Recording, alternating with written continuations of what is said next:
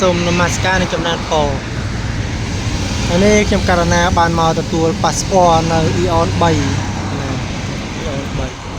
ឥឡូវបានទទួលរួចហើយឥឡូវកំពុងតែចាំឡានក្រុងហើយឡើងទៅវិញទៀត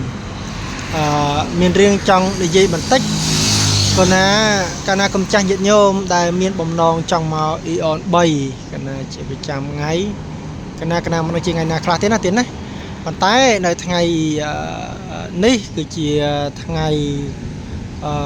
ពុទ្ធដែលខ្ញុំកណាមកទទួលប៉ាសពតខ្ញុំកណាមកដល់ទីនេះម៉ោង 8:22 កណានៅក្នុងហាងឬក៏ផ្សារទំនើប Eon គេបើកនៅម៉ោង 9 កណាចង់បញ្ជាក់ថាបើកាលណាកុំម្ចាស់ញាតិញោមចង់មក Eon 3ធ្វើឯកសារកណានៅEon 3នេះគឺគេបើកគ្រប់ទ្វារទាំងអស់នៅផ្សារទំនើបនេះគឺម៉ោង 9 ទៀតកណា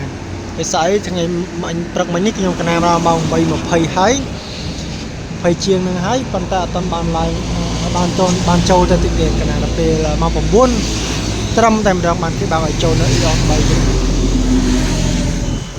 នេះសកម្មភាពកណាអញ្ចឹងក្រៃលោកុំឲ្យខាតជើងអីចឹងឯកណាមកម៉ោង 9 បានបើកកណាអញ្ចឹងចង់ចែករំលែកកណាកុំឲ្យខកជើងត្រូវធ្វើកិច្ចការងារណានីមួយដទៃនោះគឺយើងអាចធ្វើកិច្ចការងារនោះបានដល់ម៉ោង 9 ចាំយើងមកគេបើកចូលធ្វើការតែម្ដងមិនបាច់ចាំរងចាំអាចទិញនេះទិញនោះអាចធ្វើឯកសារនេះឯកសារនោះកណាបានតែម្ដង